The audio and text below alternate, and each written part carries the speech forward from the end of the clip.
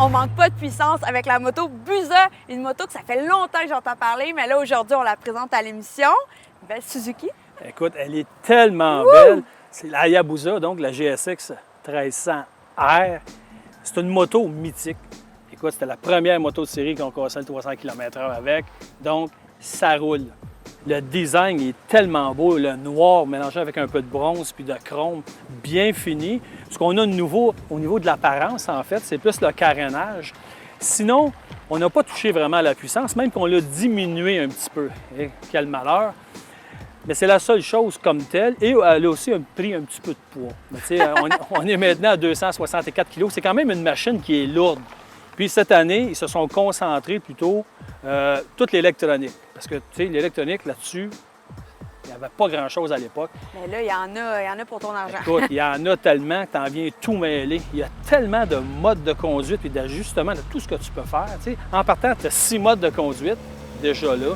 Ensuite, tu as donné une idée, le contrôle de traction. Tu as 10 niveaux que tu peux mettre. Tu sais, c'est comme, voyons, 1, 2, ça ne vous tente pas.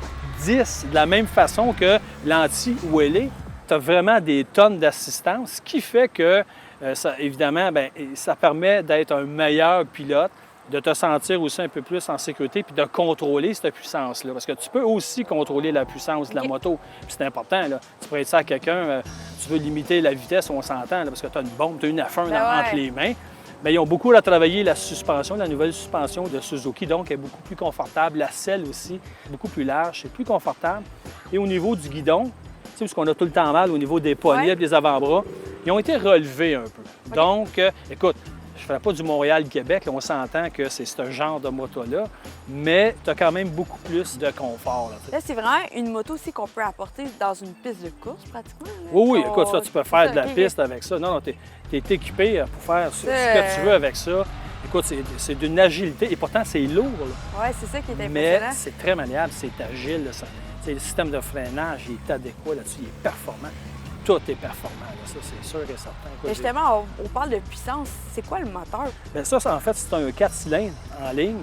Tu as 1340 cc. Puis on parle aux alentours là, de 190, 192 chevaux. D'où la puissance. Là, ça répond. Là. Mais là, Jean, je pense que c'est la moto la plus puissante qu'on a eue à l'émission à date. Là.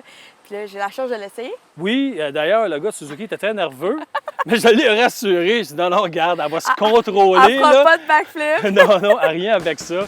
Mais là, c'est ça, faut arrêter de parler, il faut que tu ailles rouler parce qu'il est là. C'est là que le fun va commencer. C'est là. En plus, on a une belle journée, il fait pas trop chaud. Oui.